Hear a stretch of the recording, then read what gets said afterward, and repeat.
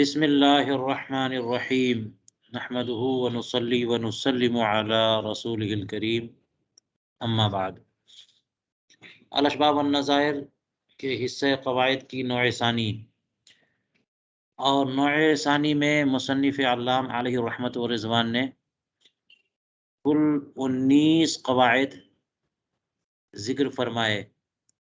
19 قواعد میں سے 15 قواعد کا درس ہو چکا اور آج 16ویں قاعدے کا درس ہوگا۔ 16واں قاعدہ کیا ہے؟ فرمایا الولایۃ الخاصۃ اقوی من الولایۃ العامہ، ولایت خاصہ ولایت عامہ سے اقوی ہوتی ہے۔ جب ولایت خاصہ اقوی ہے ولایت عامہ کی نسبت، تو ولایت عامہ اضعف اور کمزور ہو گئی نا، تو اس کا خلاصہ یہ ہوا کہ جو اقوی ہوتا ہے وہی مؤثر ہوتا ہے، اضعف کا اثر باقی نہیں رہ جاتا، ورنہ اضعف کیسے اور اقوی کیسے؟ اس لیے اس کا مطلب یہ ہوا کہ ولایت خاصہ اور ولایت عامہ دونوں موجود ہو تو ولایت عامہ کام نہیں کرے گی، باطل ہو جائے گی، کام نہیں کرے گی، ولایت خاصہ کام کرے گی، جیسا کہ اس قاعدے کا مفہوم اور مطلب علامہ پیری زادہ نے اپنے حاشیے میں بتایا۔ اب ولایت خاصہ اور ولایت عامہ، ولایت کہتے کس کو ہیں؟ ولایت کہتے ہیں ملکیت کے معنی میں بھی ہے، اختیار کے معنی میں ہے، دوستی اور محبت کے معنی میں ہے، جی حمایت کا معنی بھی ہے۔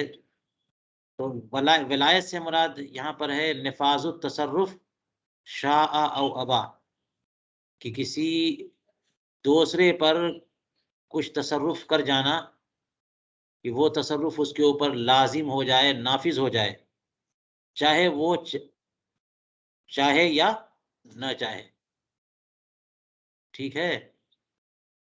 مرد جو ہے اپنی زوجہ کو طلاق دے دیتا ہے، تو اس کا مطلب، اور وہ طلاق عورت پہ نافذ ہو جاتی ہے، چاہے عورت راضی ہو یا راضی نہ ہو، ولایت حاصل ہو گئی۔ باپ کو ولایت حاصل ہے بیٹوں پر، بیٹیوں پر، شوہر کو ولایت حاصل ہے اپنی زوجہ پر ہے، اسی طرح سے عصبات کو ولایت ہے اپنے جو ہے نا جس کے وہ عصبات ہیں ان پر، اپنے اقارب پر، ایک پوری تفصیل ہے۔ تو یہ ولایت جو ہے دو قسم کی ہے، ایک ولایت عامہ اور ایک ولایت خاصہ۔ ولایت عامہ کا مطلب کہ عام لوگوں پر، کسی خاص فرد پہ نہیں بلکہ عام لوگوں پر یہ تصرف، اس تصرف کا حق حاصل ہو، جیسے مثال کے طور پر سلطان کو، امیر کو، ہے نا، فوجی کمانڈر کو، جی قاضی کو، قاضی شرع کو، تو یہ جو کوئی حکم نافذ کر دیتے ہیں تو وہ چیز، وہ حکم نافذ ہو جاتا ہے۔ قاضی خاص صورتوں میں جب زوجین کے درمیان تفریق کر دیتا ہے تو وہ اجنبی ہو جاتے ہیں، تفریق ہو جاتی ہے۔ کسی پر کسی کا نفقہ قاضی جو ہے نافذ کر دیتا ہے تو وہ نفقہ اس کے ذمے لازم ہو جاتا ہے اور وہ دین ہوتا رہتا ہے، اگر نہیں ادا کرتا تو بعد میں ادا کرنا پڑے گا، تو ہو گیا نا یہ۔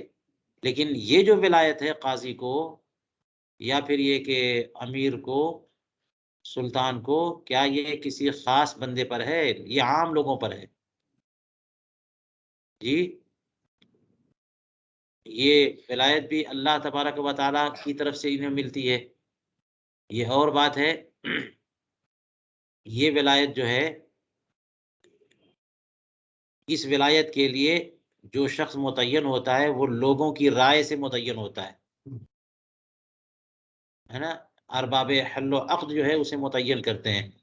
کسی کی بیعت کر لی لوگوں نے، خلیفہ ہونے کی حیثیت سے تو اب وہ خلیفہ اسلام اور امیر المومنین ہو گئے، لوگوں نے متعین کیا نا، یا پھر پچھلے سلطان نے اس کی بیعت لی ہو، اس کو ولی عہد بنایا ہو، یا تغلب کے طور پر بھی ہوتا ہے، جو کہ بہت ساری صورتیں کہ ظلمن کسی قوم پر یا کسی علاقے پر تسلط جما لیا، اس طور سے بھی وہ ہو گیا بڑا، اور جب بڑا ہو گیا تو پھر تو ولایت مل جائے گی۔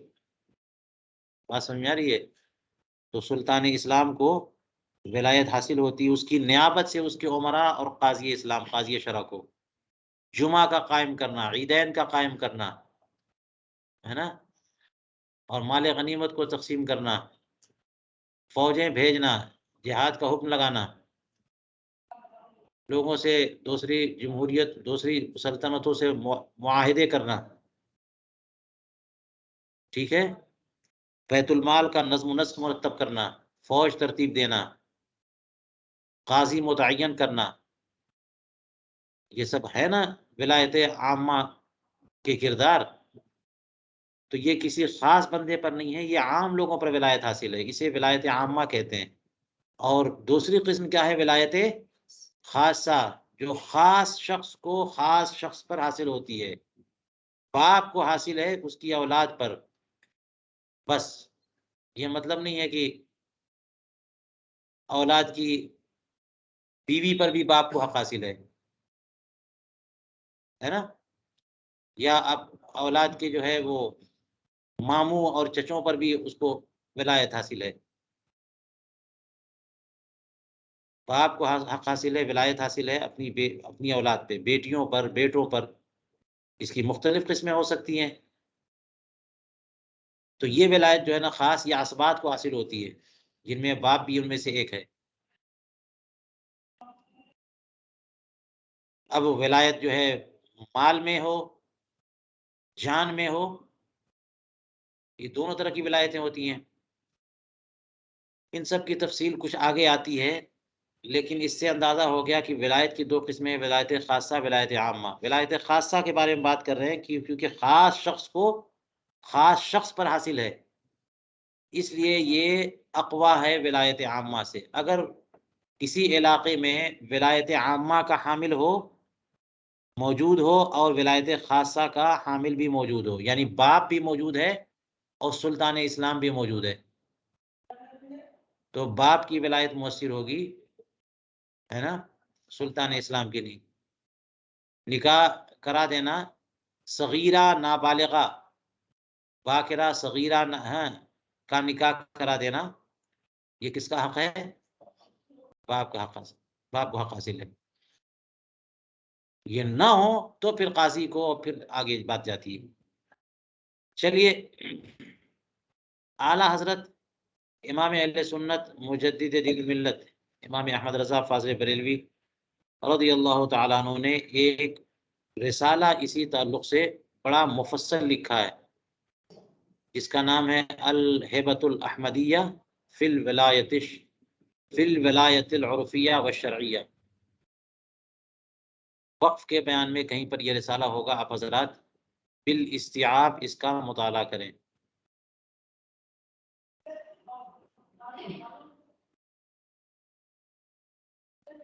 چلیے، چونکہ قاعدہ یہ فرمایا کہ ولایت خاصہ ولایت عامہ سے اقویٰ ہے، لہٰذا ولایت خاصہ مؤثر ہوگی، ولایت عامہ مؤثر نہ ہوگی جب دونوں ولایتیں موجود ہوں۔ ولی عام کے تصرفات نافذ نہیں ہوں گے، ولی خاص کے تصرفات نافذ ہوں گے۔ لہٰذا اب آئیے اس کی مثالیں، اس کے جزئیات دیکھتے ہیں۔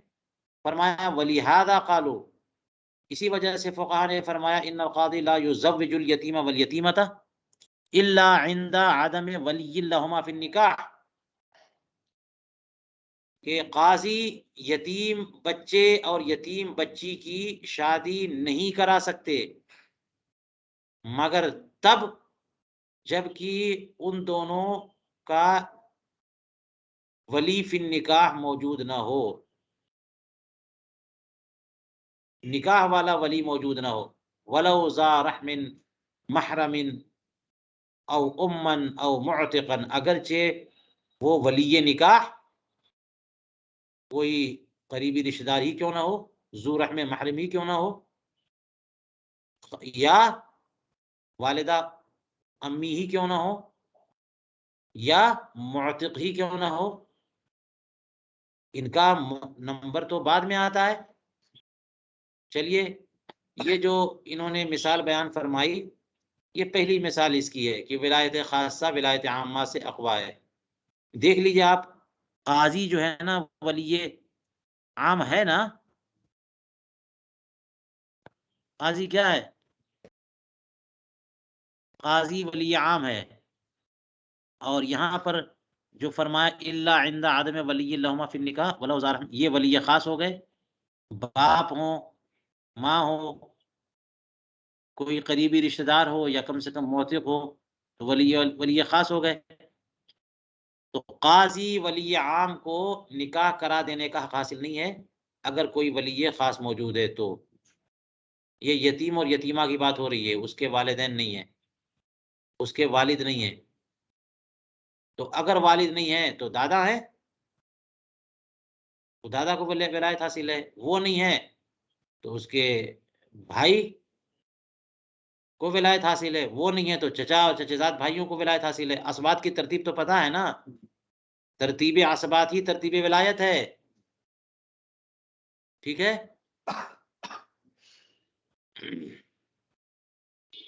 تو ولی نکاح کی غیر موجودگی ہی میں قاضی نکاح کرا سکتا ہے۔ اگر ولی نکاح موجود ہے، یعنی ولی خاص، تو قاضی نکاح نہیں کرا سکتا۔ اب دیکھیے، ولو کہہ کر کے، تو ولو تو تنزل کے لیے ہے نا، ولو تو تنزل کے لیے کہ ٹاپ پر جو ولایت جن لوگوں کو حاصل ہوتی ہے، یعنی سر فہرست جو لوگ ہیں کس میں، ولایت نکاح میں، وہ عصبات ہیں۔ عصبات نہ ہو تب جا کر کے ان لوگوں کا نمبر آتا ہے، اور عصبات میں باپ ہے، دادا ہے، بیٹا ہے، اور وراثت والی ترتیب تو آپ کو پتہ ہے کہ بیٹا پوتا یہ جو ہے نا، یہ پہلے اسما ہے، تو اس میں ولایت فی النکاح میں بھی وہ مقدم ہے۔ لہٰذا کسی خاتون کے نکاح کی بات ہو جن کے شوہر نے طلاق دیا یا شوہر کا انتقال ہو گیا، اور اب وہ خاتون جو ہے وہ معتوق کے درجے میں چلی گئی ہوں، تو ان کا ولی کون ہوگا نکاح کے معاملے میں؟ ان کا بیٹا موجود ہے تو بیٹا ہوگا، اور وہ نہیں ہے تو پھر باپ دادا، وہ نہیں ہے تو پھر بھائی بھتیجے، وہ نہیں ہے تو پھر چچا چچزاد بھائی۔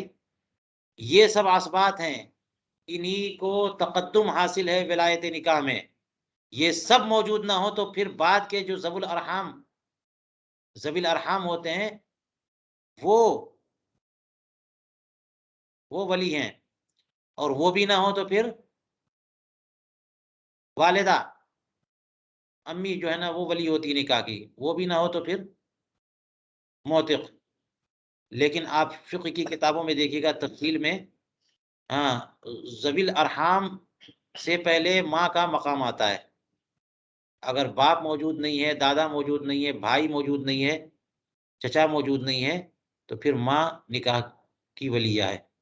مال میں تصرف کی ولایت حاصل نہیں ہوتی ماؤں کو، لیکن نکاح کی ولایت حاصل ہوتی ہے۔ چلیے، تو دیکھ لیا نا آپ نے کہ چاہے کتنا ہی ابعد ولی خاص کیوں نہ ہو، کتنا بعید ہے کہ دور کا کوئی رشتہ دار ہے، ذوی الارحام میں ہے، یا ماں ہے، یا معتق ہے، یہ بھی اگر کوئی موجود ہے تو قاضی کوئی ولایت کام نہیں کرے گی۔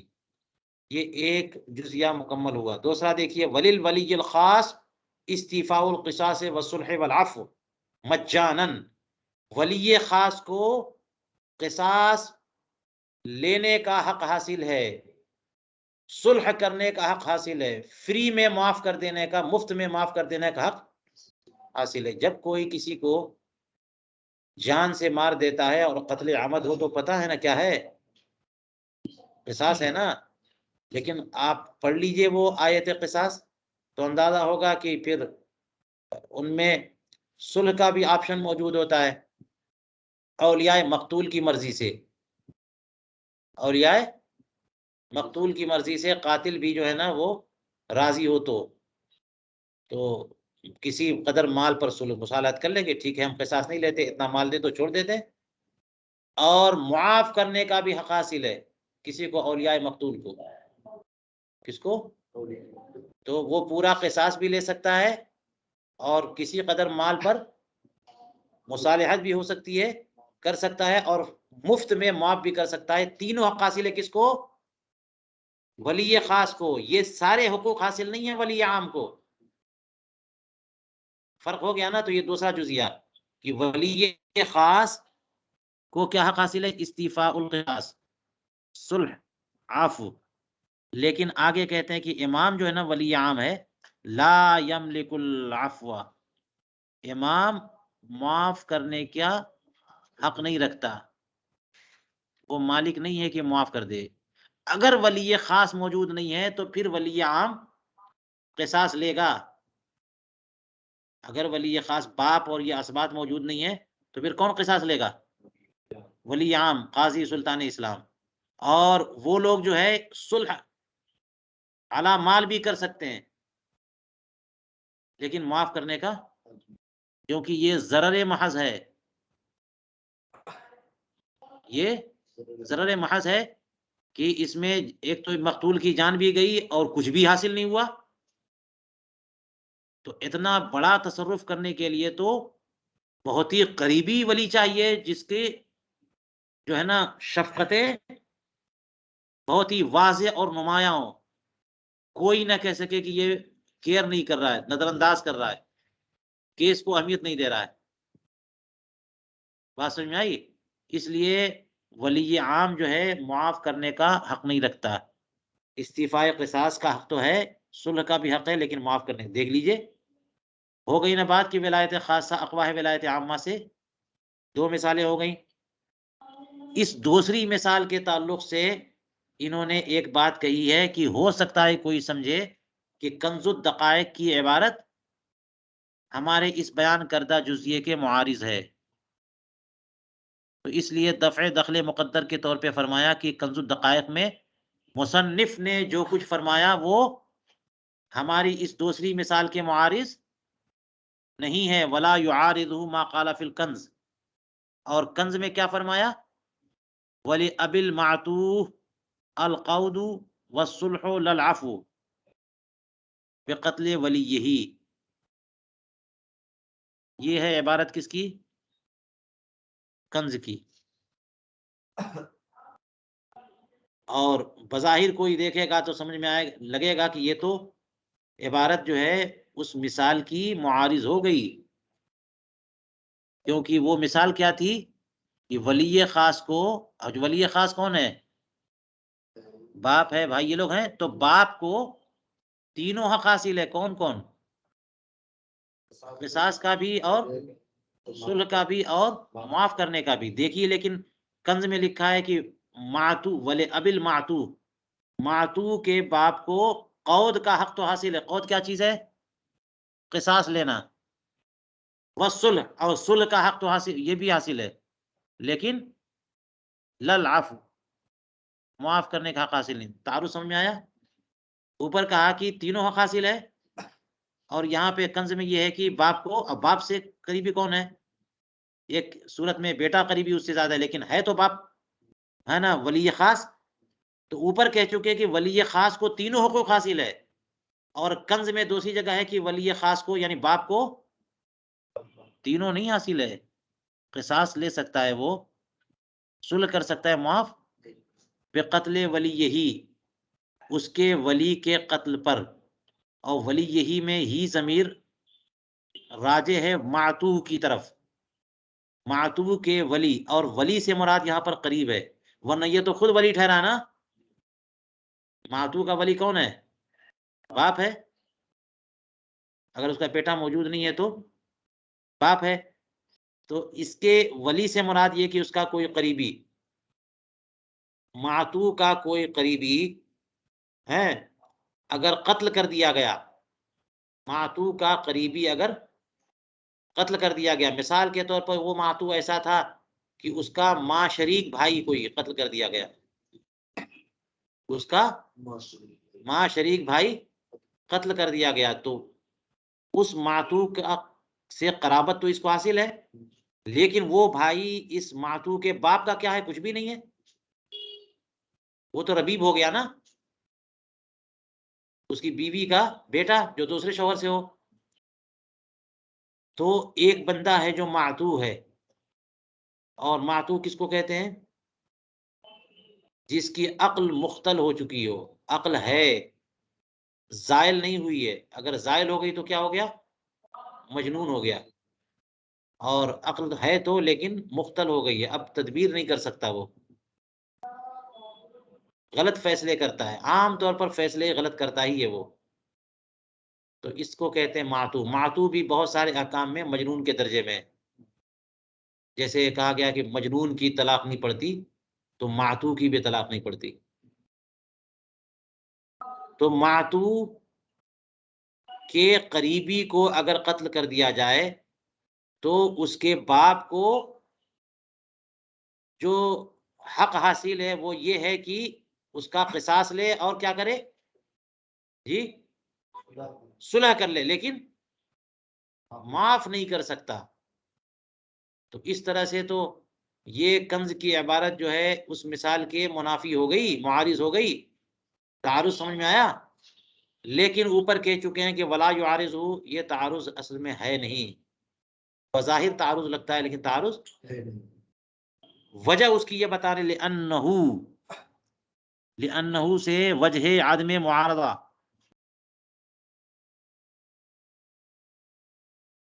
لأنہو فیما اذا قتل ولی المعتوہ کابنہ، اور لأنہو میں ہو ضمیر جو ہے نا یہ اس سے مراد اب ہے،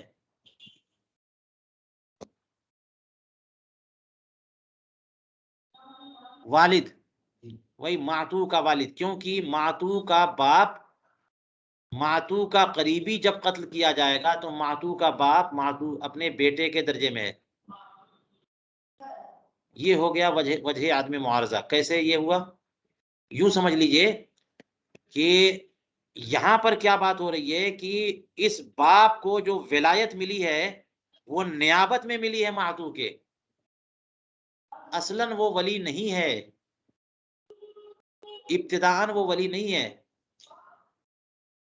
بات سمجھ میں آ رہی ہے؟ جیسے اسبات میں کیا ہوتا ہے کہ بیٹا ولی ہے، بیٹا نہیں ہے تو پھر پوتا ولی ہے نا، باپ ولی ہے، باپ نہیں ہے تو دادا ولی ہے، تو کوئی ایسا ہوتا ہے کہ وہ اصل ولایت میں اصل ہے اور اس کی غیر موجودگی میں اس کی جانشینی کے طور پر وہ ولی ہوتا ہے۔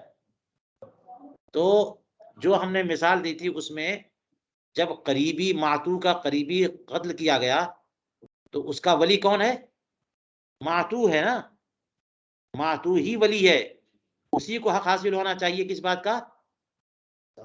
یہ ساری چیزوں کا، لیکن وہ تو ٹھہرا معتوہ، وہ تو معذور ہے، پتہ نہیں کیا کرے گا کیا نہیں کرے گا، اس کے تصرفات خاص طور سے وہ تصرفات جو مضر ہوتے ہیں، ہبہ وغیرہ، وہ نافذ ہی نہیں ہے، وہ یوں ہی معاف کر دے گا،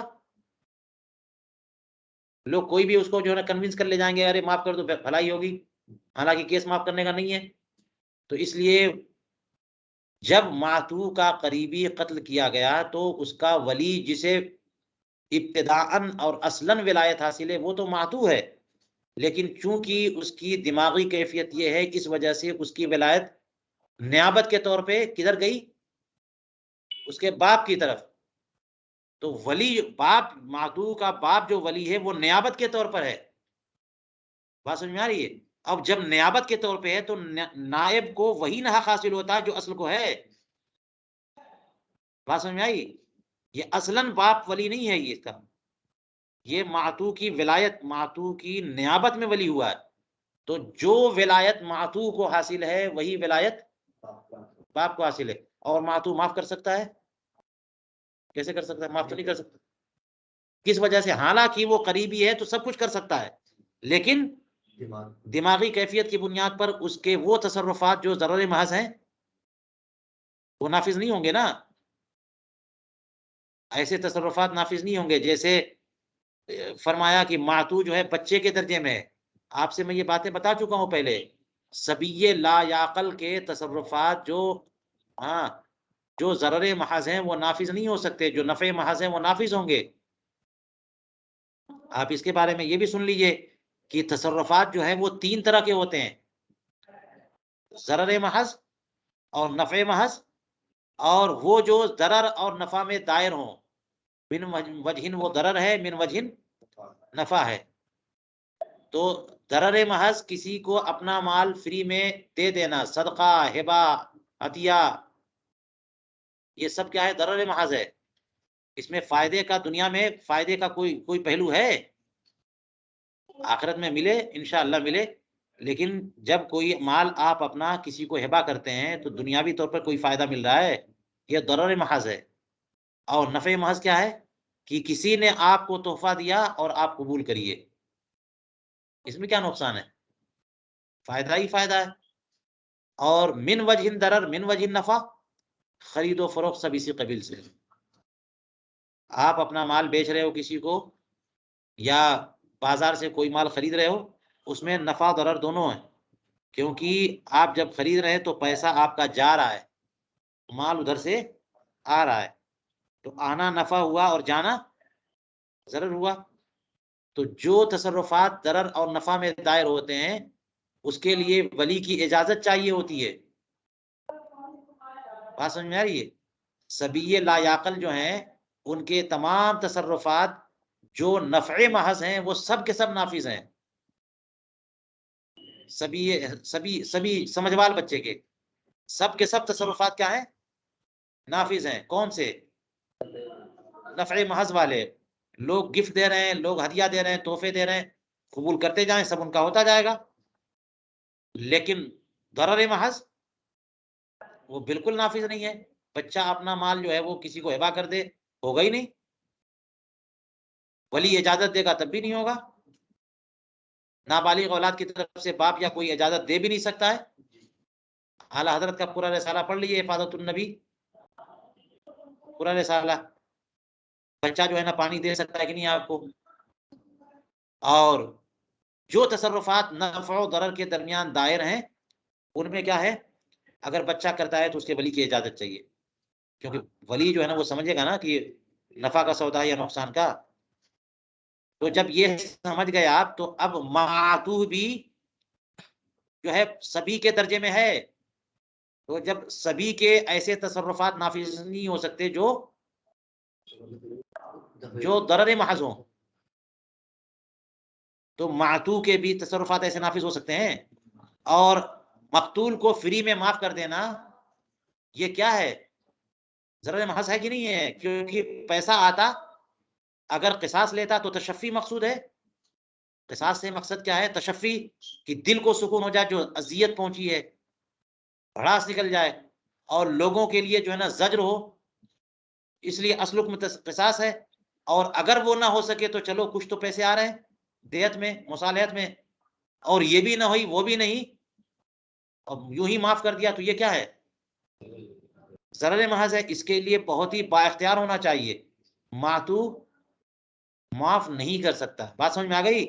اگرچہ وہ قریبی تھا لیکن اپنے عطف کی وجہ سے، اپنی بے وقوفی کی وجہ سے وہ معاف نہیں. یہی نہ اختیار حاصل ہے. تو اب اس کی نیابت میں جو اختیار اس کے باپ کو حاصل ہوا وہ وہی والا ہوگا نا. اس لیے معتوہ کا باپ معاف نہیں کر سکتا. قصاص تو لے سکتا ہے، مصالحت کر سکتا ہے، لیکن معاف. تو جناب یہ خاص کیس ہے، معتوہ کے باپ کی بات ہو رہی ہے. یہ مت سمجھیے گا کہ باپ معاف نہیں کر سکتا. باپ بالکل معاف کر سکتا ہے. باپ جو ہوتا ہے نا، یعنی مقتول کا باپ، وہ الگ معاملہ ہے. وہ اس کو بذات ہے نا، وہ اسے جسے ولایت ملتی ہے. یہ تو یہ نیابت میں ولایت ملی ہوئی ہے. زید کو قتل کر دیا گیا تو زید کے باپ کو پوری ولایت حاصل ہے. استیفائے قصاص بھی کرے گا، مصالحت بھی کرے گا، معاف بھی کرے گا. تو باپ کو ولایت عفو حاصل ہے، لیکن معتوہ کے باپ کو اس کیس میں نہیں حاصل ہے. اب سمجھ میں آ گئی بات نا، کہ اس کنز کی اس عبارت کو کہیں اور اٹھا کر کے مت سیٹ کریے گا. پھر آپ سمجھیے گا کہ وہ تو اوپر والی مثال کے خلاف بات ہو گئی.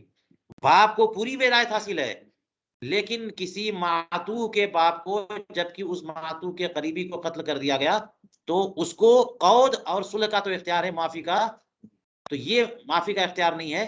تو یہ مسئلہ جو ہے نا وہ ہماری پیش کردہ مثال کے معارض نہیں ہے، اس لیے کہ یہاں پر باپ جو ہے جبکہ معتوہ کا قریبی قتل کیا جائے تو یہ باپ تو اس معتوہ کے اپنے یہ باپ اپنے بیٹے کے درجے میں ہوا،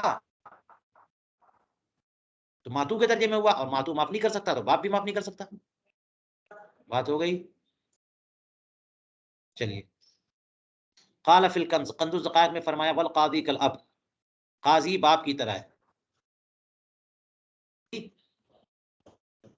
اگر یہ مراد ہے، یہ جو مثال گزری ہے کنز کی، تو آگے کنز میں یہ بھی فرمایا جی. تو اس کا مطلب یہ ہوا کہ معتوہ کا باپ قصاص تو لے سکتا ہے، صلح تو کر سکتا ہے، معاف نہیں کر سکتا. تو اسی کیس میں اگر باپ نہیں ہے تو پھر ماتو کا جو ہے نا وہ ولی کون ہوگا؟ نائب قاضی ہوگا. تو پھر قاضی کو بھی وہی معاملہ ہے، قاضی بھی یہاں اس کیس میں باپ ہی کی طرح ہے کہ قصاص تو لے سکتا ہے، صلح تو کر سکتا ہے، لیکن معاف نہیں کر سکتا. لیکن قاضی کے معاملے میں مطلقاً یہی حکم ہے، اگر کسی کا انتقال ہو گیا، نہیں کسی کو قتل کر دیا گیا تو اس کے عصبات کو یہ حاصل ہے کہ استعفاء قصاص کریں، صلح کریں، معاف کریں، لیکن کوئی عصبہ نہیں ہے، ذوی الارحام میں سے بھی کوئی نہیں ہے. تو پھر کون ولی ہوا؟ قاضی ہوا. جب قاضی ہوا نا تو قاضی تو اجنبی ہے نا خاندانی اعتبار سے، وہ پورے شفقت تو نہیں ہے اس کے پاس، اس کو ولایت ضرور حاصل ہے لیکن خون والی شفقت جو حاصل ہوتی ہے وہ تو نہیں ہے. اس لیے وہ استعفاء قصاص تو کر سکتا ہے، مصالحت تو کر سکتا ہے، معاف نہیں کر سکتا. چلیے آگے کہتے ہیں والوصی یصالح فقط، اور ولی تو قاضی سے بھی نچلے درجے میں ہوا، کیونکہ قاضی جو ہے فرمایا کہ باپ کی طرح ہے، لیکن قاضی جو ہے وہ استعفاء قصاص بھی کر سکتا ہے، صلح بھی کر سکتا ہے، معاف نہیں کر سکتا. لیکن وصی تو صرف صلح کر سکتا ہے 3 معاملے میں. کیا کیا نہیں کر سکتا؟ معاف بھی نہیں کر سکتا. وجہ یہ ہے کہ وصی کو ولایت فی المال ہے، ولایت فی النفس حاصل ہی نہیں ہے. ولایت 2 طرح کی ہوتی ہے، ایک جان میں ولایت، ایک مال میں ولایت. تو جان میں جو ولایت ہے وہ کیا ہے؟ وہ نکاح والی ولایت حاصل ہوتی ہے، نکاح والی ولایت ہے، اور قصاص والی ولایت ہے، معاف کرنے والی ولایت ہے. وہ جان ولایت فی النفس ہے، اور وہ وصی کو حاصل نہیں ہے. وصی تو ہوتا ہی صرف اس لیے کہ موسی نے اس کو وصیت کر دی کہ یہ مال اتنا ہے، فلاں بچے کے اوپر تصرف کر دینا، جو میرے اخراجات میرے ذمہ آتے ہیں اس طرح بانٹ دینا، دے دینا، وغیرہ وغیرہ. اس لیے وصی قصاص نہیں لے سکتا، کیونکہ ولایت فی النفس اسے حاصل ہی نہیں ہے. لیکن وہ کیا کر یصالح فقط کہا نا، اس کو ولایت فی المال حاصل ہے نا. اب مصالحت جو ہے یہ ولایت فی المال ہے، کیونکہ مصالحت میں ہوتا کیا ہے کہ چلو ٹھیک ہے چھوڑ دیتے ہیں، اتنا مال دے دو. تو وصی صرف مصالحت کر سکتا ہے. اے فلا یقتل ولا یعفو، یعنی نہ تو قتل کر سکتا ہے نہ معاف کر سکتا ہے. قتل اس لیے نہیں کر سکتا کہ ولایت فی النفس اسے حاصل ہی نہیں ہے، معاف اس لیے نہیں کر سکتا کہ یہ بھی بات وہی ہے، ولایت فی النفس حاصل نہیں ہے. مزید بنا یہ کہ یہ تو ضرر محض ہے، اور وصی تو وصی ٹھہرا. اگر وہ ولی نہیں ہے، کبھی کبھی وصی ولی بھی ہوتا ہے، ولی ہی وصی بھی ہے، تب الگ کیس ہے، تب تو پھر معاف بھی کر سکتا ہے. وصی اجنبی مان لیجئے. چلیے یہ بات جو ہے وہ مکمل ہو گئی. اب چلیے فرماتے ضابط، ولایت کے تعلق سے ضابطے کے طور پہ کچھ بات فرمانا چاہتے ہیں. کہتے ہیں الولی قد یکون ولیا فی المال والنکاح وهو الاب والجد، وقد يكون وليا في النكاح فقط وهو سائر العصبات والام وذوي الارحام، وقد يكون في المال فقط وهو الوصي الاجنبی. دیکھیے ولایت کی 3 قسمیں یہاں کر دی ہیں، ولی فی المال والنکاح دونوں، اور ولی فی النکاح فقط، اور ولی فی المال فقط. ہو گیا نا.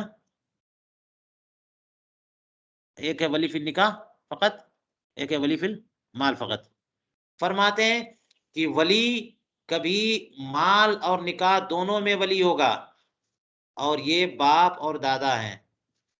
اور کبھی ولی فی النکاح ہوگا، بس محض نکاح میں ولی ہوگا، اور یہ سارے کے سارے اسبات ہیں اور ماں ہیں اور قریب کے رشتہ دار ہیں، اقارب اس کے ذوی الارحام ہیں. یہ صرف نکاح کے ولی ہیں.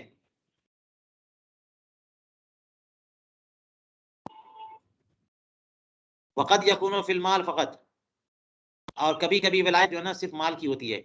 وہو الوصی الاجنبی، یہ کون ہے؟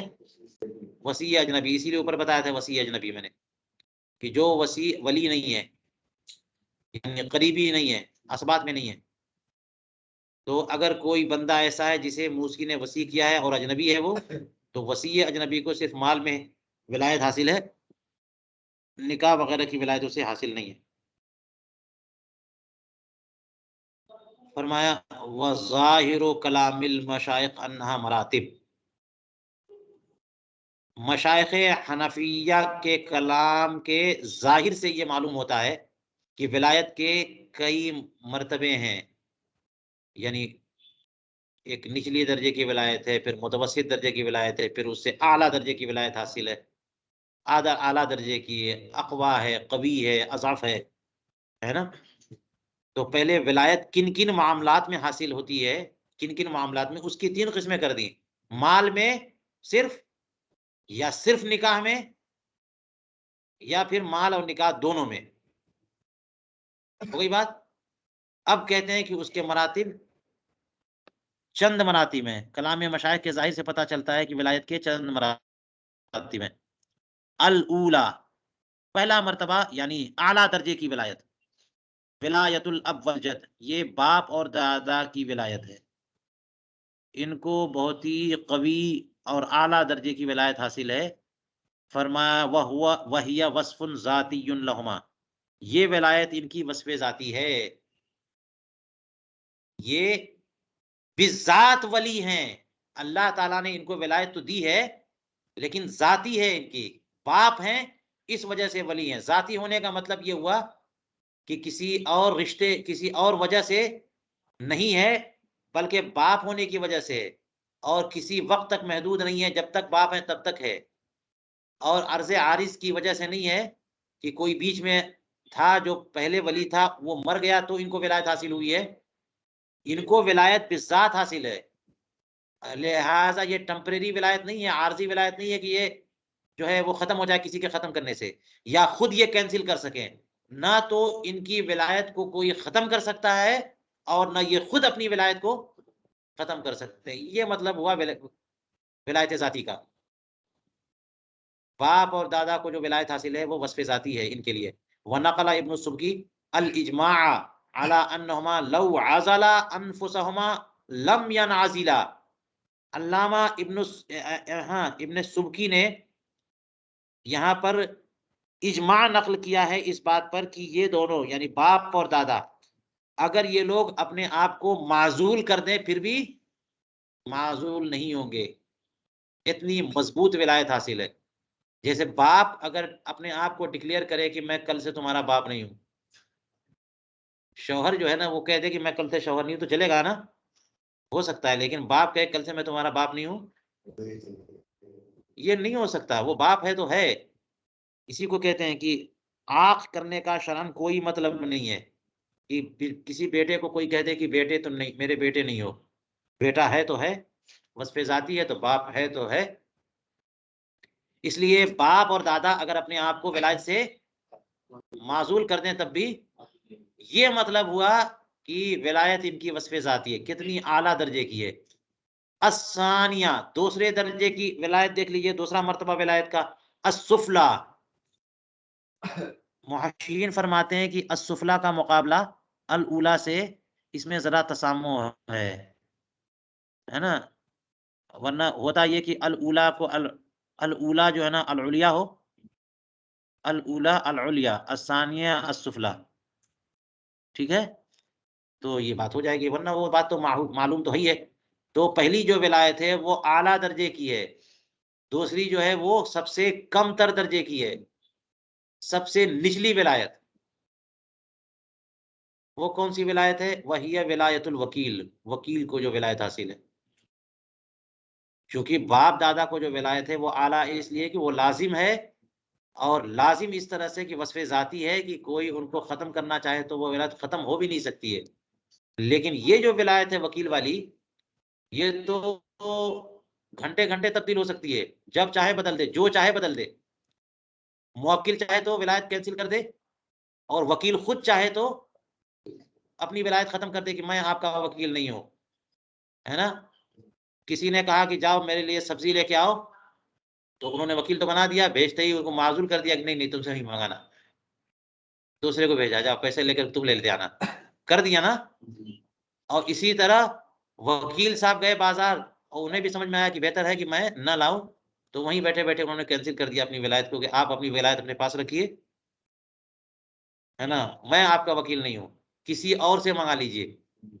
یعنی کسی وجہ سے تو وکیل بھی وکالت کو منسوخ کر سکتا، ختم کر سکتا ہے، اور موکل بھی اس ولایت کو اور وکالت کو ختم کر سکتا ہے. تو ہو گئی نا کمزور ترین. لازم کسی پہ نہیں ہے. موکل نے وکیل کو اپنا وکیل بنایا تو یہ وکیل پر لازم نہیں ہے کہ وہ وکالت کرتا رہے، اور نہ وکیل کی وکالت جو ہے موکل پر لازم ہے، وہ جب چاہے ختم کر سکتا ہے. تو یہ اس لیے ولایت سفلا ہوئی. فرماتے وہی غیر لازمتن، یہ ولایت جو ہے لازم نہیں ہے. اس کا مطلب پہلی والی ولایت کیسی ہے؟ لازم ہے. فللموکل عزلہ ان علم، تو موکل کو حق حاصل ہے کہ وکیل کو کیا کر دے؟ معزول کر دے. ان علم، جب جانتا ہو. اور یہ مسئلہ آپ سب پڑھ چکے ہیں کہ موکل اپنے وکیل کو معزول کرے گا وکالت سے تو معزول کر سکتا ہے، لیکن یہ عزل مؤثر اور نافذ تب ہوگی جب اس وکیل کو خبر مل جائے. خبر ملنے سے پہلے پہلے وکیل نے وہ کام کر دیا تھا تو وہ کام موکل پر لازم ہوگا. سبزی خرید چکا تھا تو موکل کو پیسہ دینا پڑے گا. اس لیے ان عالمہ کہا، اس کا مطلب یہ کہ اذا عالمہ. تو موکل وکیل کو معزول کر سکتا ہے، ہاں، اور یہ وکال عزل جو ہے کب نافذ ہوگی؟ کس کو؟ ہاں. اسی طرح سے کہتے ہیں ولیل وکیل عزل نفس ہی، وکیل کو بھی خود کو معزول کرنے کا حق حاصل ہے، بعلم موکل ہی، اپنے موکل کو بتا کر، اپنے موکل کے علم میں لا کر کے، اس کے علم سے. یہی بات ہو جائے گی کہ ہم جو ہے نہیں کر رہے ہیں آپ کا کام، آپ کسی اور سے کروا لیجیے، ہم نہیں کر سکتے، معذور، معذرت چاہتے ہیں. تو اس کو بتا کر کے یہ بھی کیا کر سکتے ہیں. تو دیکھ لیا نا آپ نے کتنی کمزور ہے تو ولایت، لیکن کتنی کمزور ہے کہ جو چاہے کینسل کر سکتا ہے. الثالثہ الوصیۃ وہی بینہما، یہ جو تیسری والی ولایت ہے یہ علیا اور سفلا کے درمیان ہے. اعلیٰ ترین ولایت اور سب سے نچلی اسفل ترین ولایت دونوں کے بیچ والی ہے. جب بیچ والی ہے تو اس کا مطلب یہ ہوا کہ اس کا مقام کہیں بیچ میں ہے نا. تو فرمایا وہی بینہما فلم یجوز لہ ان یعزل نفسہ، یہ وصیت وہ ولایت ہے جو کہ ان دونوں کے درمیان ہے. کن دونوں کے درمیان؟ اعلیٰ اور اسفل دونوں کے بیچ میں ہے. لہذا اس کے لیے یعنی وصی کے لیے جائز نہیں ہے کہ وہ اپنے آپ کو معزول کر سکے. موسی معزول کر سکتا ہے لیکن وصی اپنے آپ کو معزول نہیں کر سکتا. دیکھ لیا نا آپ نے کہ وہ اعلیٰ والی جو تھی وہ یہ ہے کہ نہ تو کوئی ان کو معزول کر سکتا ہے اور نہ وہ خود اپنے آپ کو معزول کر سکتے ہیں. اور سفلا میں کیا تھا کہ موکل بھی اسے معزول کر سکتا ہے، وکیل بھی خود اپنے آپ کو معزول کر سکتا ہے، لیکن وصی جو ہے نا بیچ میں ہے، لہٰذا موسی تو اس کو معزول کر سکتا ہے لیکن وصی خود کو معزول نہیں کر سکتا ہے. جی اور آگے چلیے، چوتھے درجے کی ولایت کون سی ہے؟ چوتھا درجہ ناظر الوقف، وقف کا ناظر جو متولی ہو. قبرستان اور مسجد ہے، مدرسہ ہے جو وقف کی عمارت، مدرسہ میں وقف کی عمارت ہے، وقف کے طور پر جو ہے نا وہ مدرسہ چل رہا ہے، تو وقف کسی کے اوپر ہو، اس کا جو ناظر ہوگا، جو متولی ہوگا، جو ذمہ دار ہوگا، اس کو بھی ولایت حاصل ہے کہ نہیں ہے؟ یہ چوتھے درجے کی ولایت حاصل ہے، چوتھی قسم ہے. فرماتے وَاخْتَلَفَ الشَّيْخَانِ فَجَوَّزَ الثَّانِي لِلْوَاقِفِ عَزْلًا بِلَا اشْتِرَاطٍ. یہاں پر چونکہ اختلاف ہے اس وجہ سے شاید اس کو تیسرے کے بعد چوتھے درجے میں رکھا، چونکہ پہلی کی تینوں قسمیں بہت ہی واضح ہیں نا، لیکن تیسری چوتھی والی قسم دیکھیے نازل الوقف، وقف کی جائیداد کا جو متولی اور ناظر ہے، اس کو جو ولایت حاصل ہے وقف کی جائیداد پر، وہ کیسی ہے دیکھ لیے. فرماتے ہیں کہ شیخان یعنی امام اعظم ابو حنیفہ اور امام ابو یوسف، ان دونوں بزرگوں کا اختلاف ہو گیا.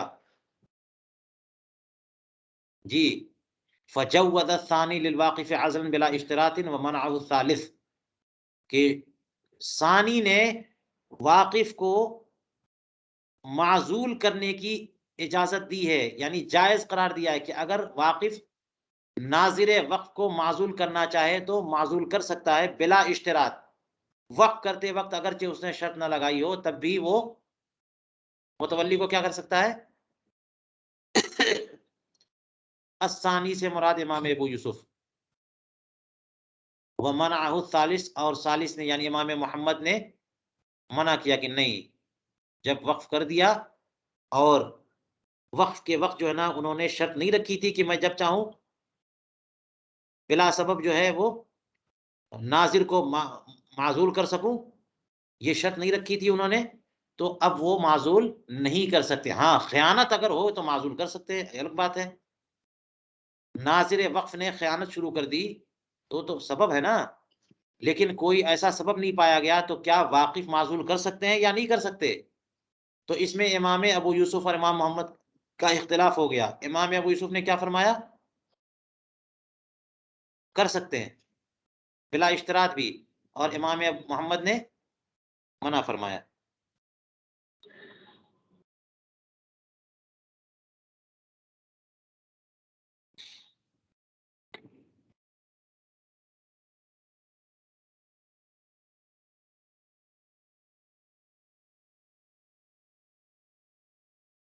یہاں میں غور کر رہا ہوں کہ لفظ شیخان جو آیا اس کا محمل کیا ہے.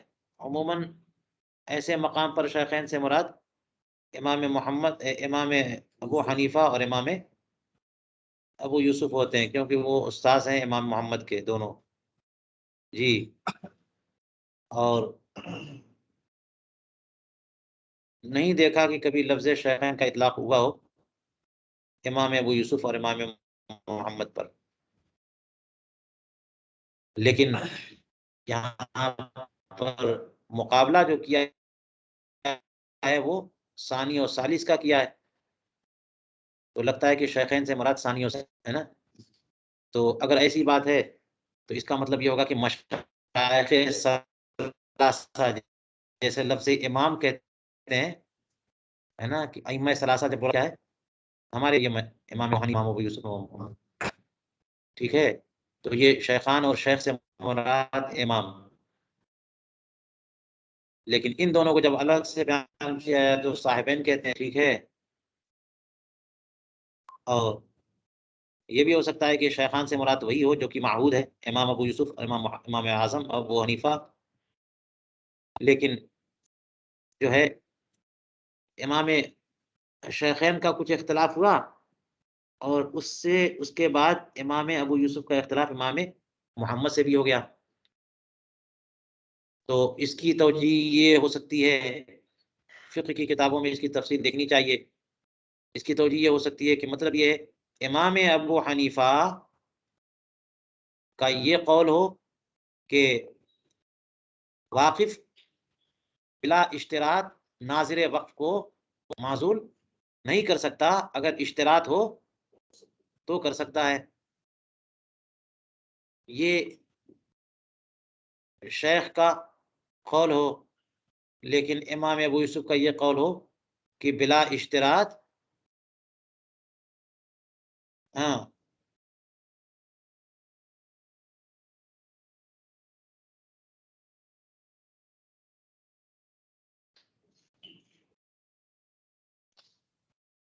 نہیں،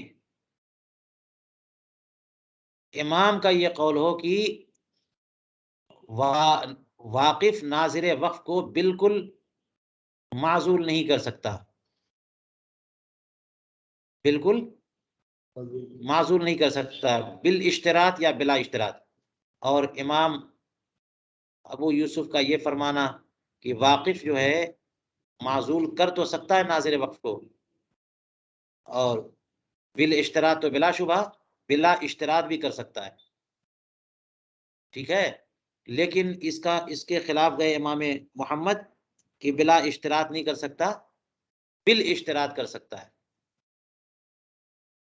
یہ جو 3 صورتیں بتا رہا ہوں میں، یہ کنفرم نہیں ہے، اسے دیکھنا ہوگا، لیکن لفظ شیخین کی توجیہ میں نے یہ باتیں کہی ہیں، ورنہ بات بالکل واضح ہے جس قدر یہاں پہ فرمایا کہ شیخین کا اس میں اختلاف ہو گیا۔ ثانی کے نزدیک واقف کے لیے جائز ہے کہ وہ ناظر وقف کو بلا اشتراط معزول کر دے، اور ثالث نے یعنی امام محمد نے بلا اشتراط معزول کرنے سے منع کیا ہے کہ نہیں کر سکتا وہ۔ اور بلا اشتراط سے کیا مراد؟ کہ وقف کرتے وقت اس نے شرط لگائی ہو۔ تو وقف کے بیان میں پڑھا آپ نے کہ واقف کی شرط جو ہے وہ نص شارع کے درجے میں ہوتی ہے، بہت مؤثر ہوتی ہے، قوی ہوتی ہے، تو اس کی شرطوں کا اعتبار ہے۔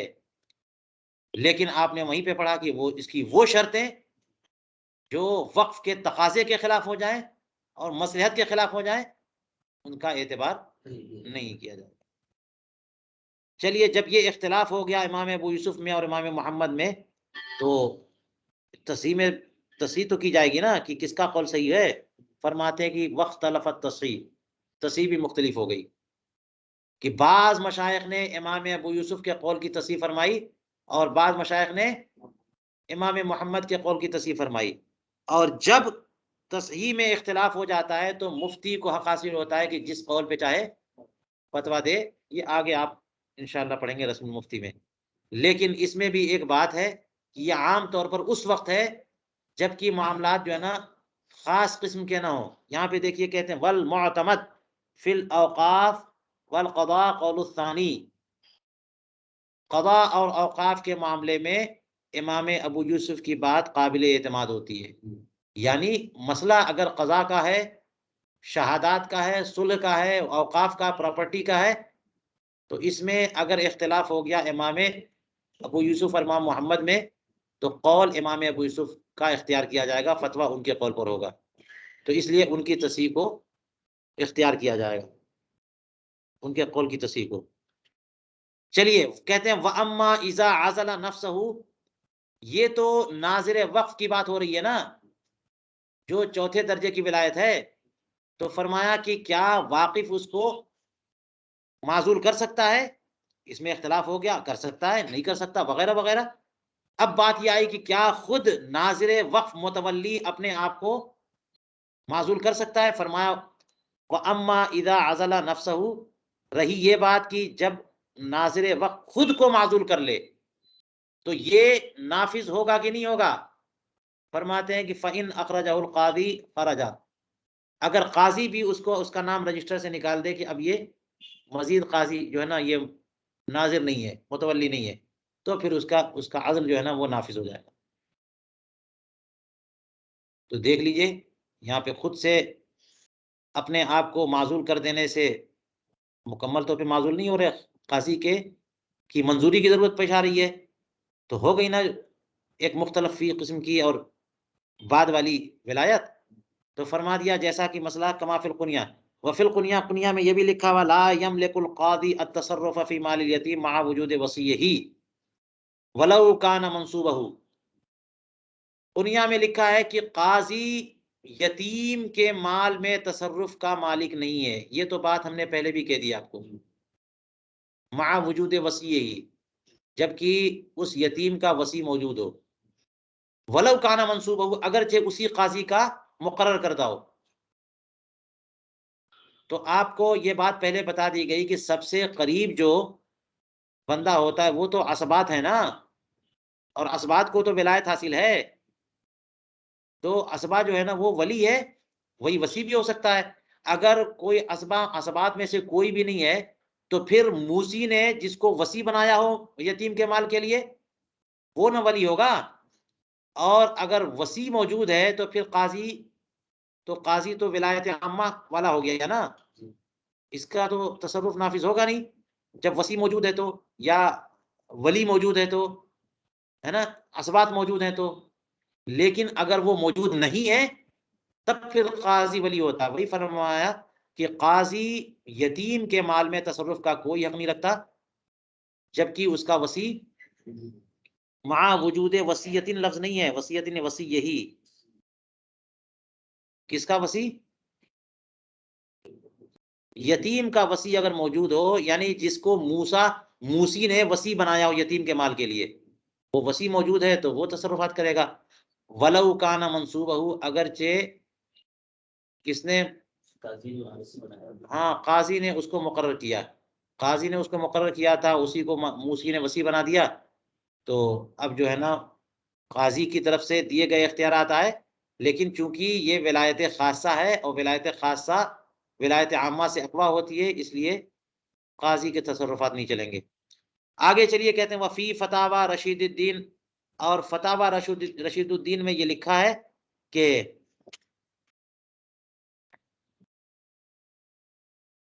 ان القاضی لا يملك عزل القیم على الوقف الا عند ظہور الخیانۃ منه۔ فتاوی رشید الدین میں ہے کہ قاضی